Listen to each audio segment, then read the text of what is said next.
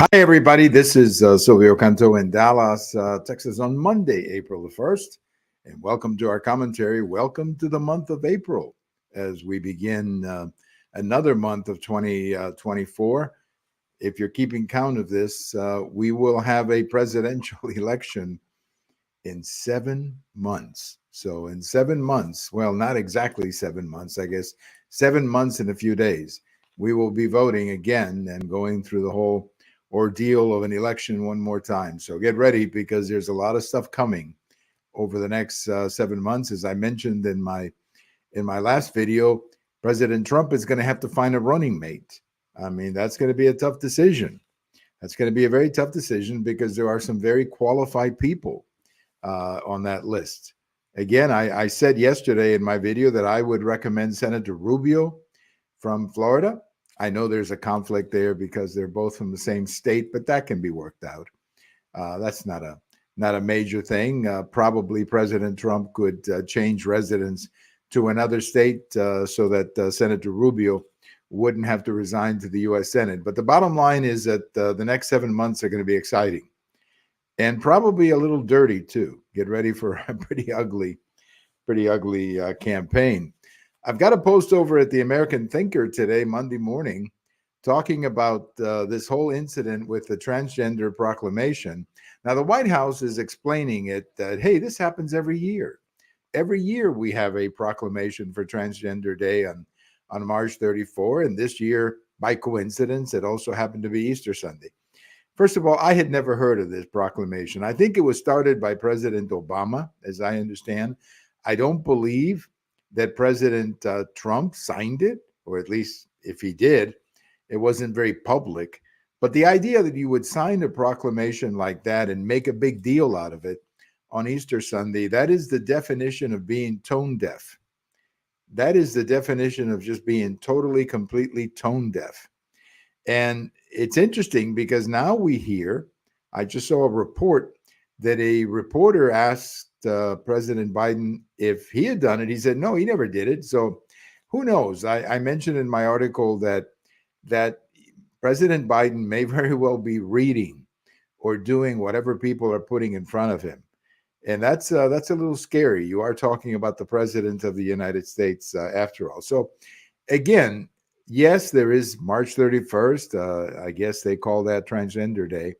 But when it coincides with Easter Sunday, I think you're a little politically tone deaf to sign that proclamation on Easter Sunday. They could have waited a couple of days or done it the week before, and probably no big deal. So bad timing, tone deaf. That's as much as I will say about this. I've got a post coming out Tuesday regarding electric trucks. The White House, once again, they're going crazy with these mandates for electric cars. And they're now mandating production of electric trucks by the year 2032, a certain number of them. The problem is that 2032 is not that far away. It's 8 years away, and 8 years can fly, as we've seen with the Obama administration and then the Trump administration. I mean, look, it's already 20 years since George W. Bush was reelected. 20 years ago, George W. Bush was reelected. 20 years have already passed. So, it's not that long from now, 2024, 2032, that's 8 years from now. And we're not ready for these electric trucks. The market is certainly not ready for them. We don't have enough charging stations. There's all kinds of issues with these electric trucks because the batteries are heavier, which means that they're going to damage the roads more. I mean, there's all kinds of problems that I guess they haven't thought through. And I've got a post about that coming out on Tuesday morning. But the whole point about my post is that this administration appears to be on some kind of a fanatical mission to do anything for climate change. If you say climate change, then they do all kinds of things on behalf of climate change. Now, look, you can have a reasonable position when it comes to climate change. You can say that, yes, the climate is changing, but you got to be realistic. You can't throw yourself into these mandates or these programs just because you want to please a constituency or just because you want to keep a certain constituency interested in your presidency. Look, two things that we know about 2024. There's not a lot of excitement for Joe Biden. among Democrats. That's the reason that RFK is gaining so much strength. And the Democrats know that if they have any chance of winning, they got to get their vote out. And that's what this transgender proclamation on Easter Sunday was. That's what these electric truck mandates are. They're trying to get their base out. They're trying to get their people to show up and vote. And that's what they're doing. They're putting politics, just like they're doing politics with Michigan and Israel. They're playing that game with here too, because of so many voters in Michigan who oppose the president on Israel. So they're playing politics. They're putting the country's economy at risk, and they're putting our foreign policy, and especially they're putting Israel at risk by not defining what our position is in the Middle East. They're trying to be on both sides of the fence, and you cannot do that. So all I can tell you is, if we're going to jump into all these electric truck mandates, we better know what we're doing, because once you get these things started, it's a little late to go back. And once you put those mandates out there, it's a little tough to go back. Now, I hope that when President Trump comes in, and I think it looks likely that he will, that he can reverse these mandates and bring some sanity back into this whole debate. As I've said a million times, I am not against electric cars. I am not against electric trucks. I am in favor of common sense. And we're not ready for electric cars, and we're not ready for electric trucks. And we're not ready because we don't have enough charging stations. We're not ready for it. And we need to be ready first before we throw our entire economy into, or we throw these mandates to our manufacturers and to the people who make the country work, the workers who make the country work. One of the big issues in the country right now is what's happening on the border. And that is clearly President Biden's biggest weakness. If you look at all this polling data and you get inside the numbers, what you're going to find out is that from poll to poll, I mean, this has not changed in quite some time.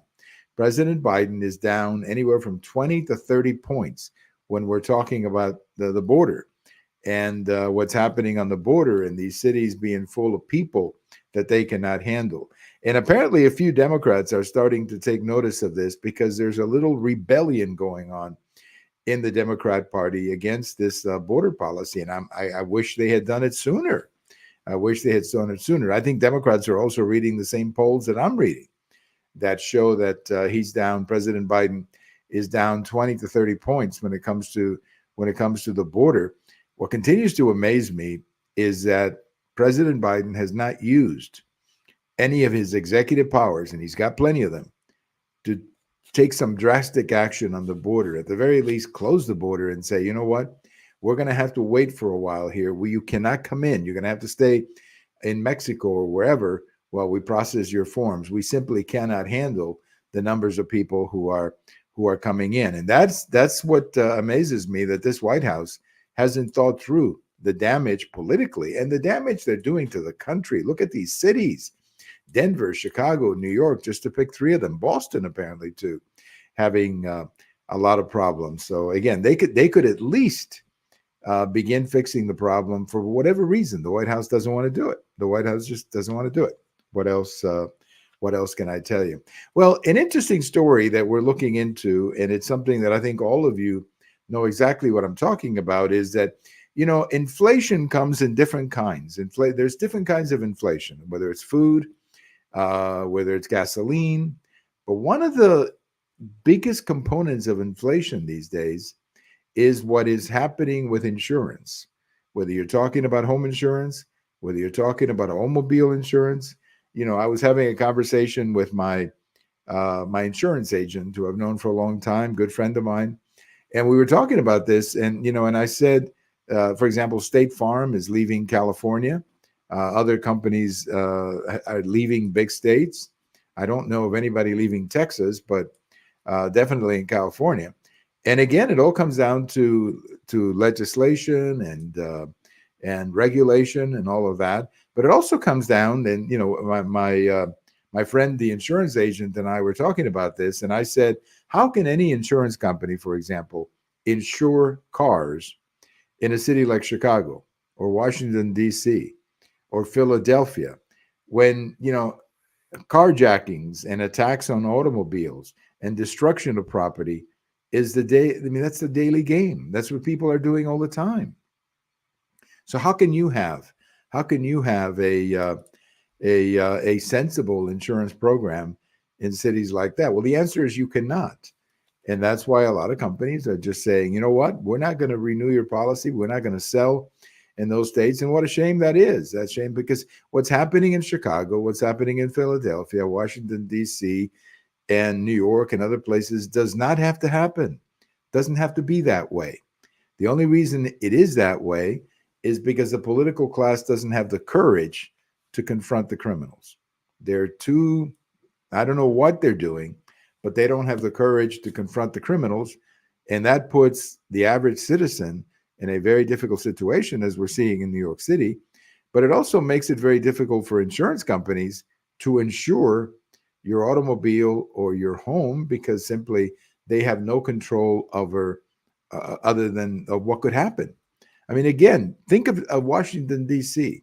I mean, it's almost dangerous in that city to drive in a car. And that's what's happening. Unfortunately, there's a lack of leadership. There's a lack of political willpower to tackle these problems. And the net result is that these cities are becoming more and more difficult for people to live in. And they're obviously becoming more and more difficult for insurance companies to do business in. And you cannot blame the insurance company and companies for saying, hey, we can't do business in an atmosphere like this. Well, anyway, thank you for watching. Thank you for listening. This is Silvio Canto in Dallas. Again, first day of April. So I think they call it April Fool's Day. So I hope you have a little bit of fun with that. Have a great day, everybody. This is Silvio Canto in Dallas.